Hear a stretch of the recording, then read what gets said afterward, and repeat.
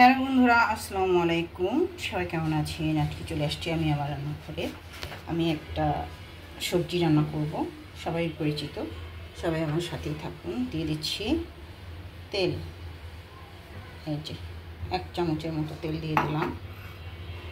চুলাটা জ্বালিয়ে দিলাম।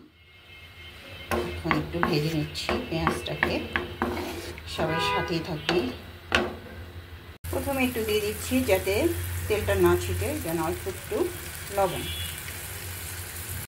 এখন দিয়ে দিচ্ছি অল্প একটু পানি, যাতে গায়ে না ছিটে আর পেঁয়াজটা যাতে পুড়ে না যায়, এই জন্য একটু পানি দিয়ে দিলাম।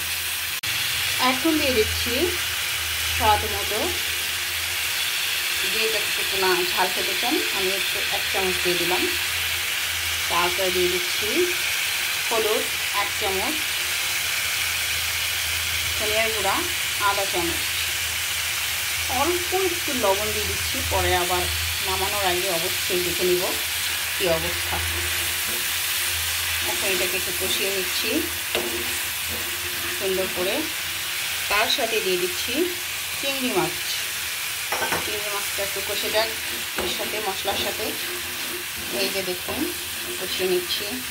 পরে আবার আসলে এই যে আমার মশলা কষানো হয়ে গিয়েছে। এখন দিয়ে দিচ্ছি আমি কচুমুখি। কে কে কচুমুখি পছন্দ করেন, এরকমভাবে রান্না করেন, সবাই আমাকে কমেন্টে জানাবেন। তেলটা উপরে উঠে আসছে সুন্দর করে। এখন আমি দিয়ে দেব একটু পানি। এই যে পানি দিয়ে দিলাম, দেখেন সুন্দর করে পানি দিয়ে দিলাম। বেশি দিব না, সিদ্ধ এমনি হয়ে যাবে। একটু ঢেকে দিচ্ছি। পানি দেওয়ার পর কালারটা এত সুন্দর আসছে দেখেন বন্ধুরা।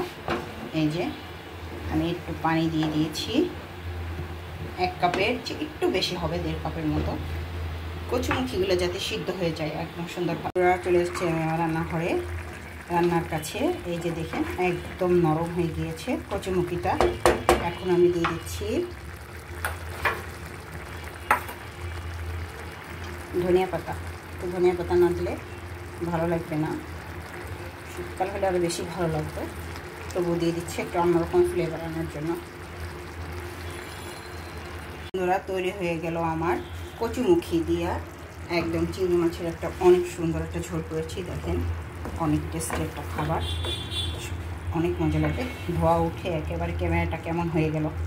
এই যে আমার কচুমুখি দিয়ে চিংড়ি মাছের একটা ঝোল, অনেক মজার একটা তরকারি আমি রান্না করলাম, রেসিপি দিলাম চিংড়ি মাছ দিয়ে।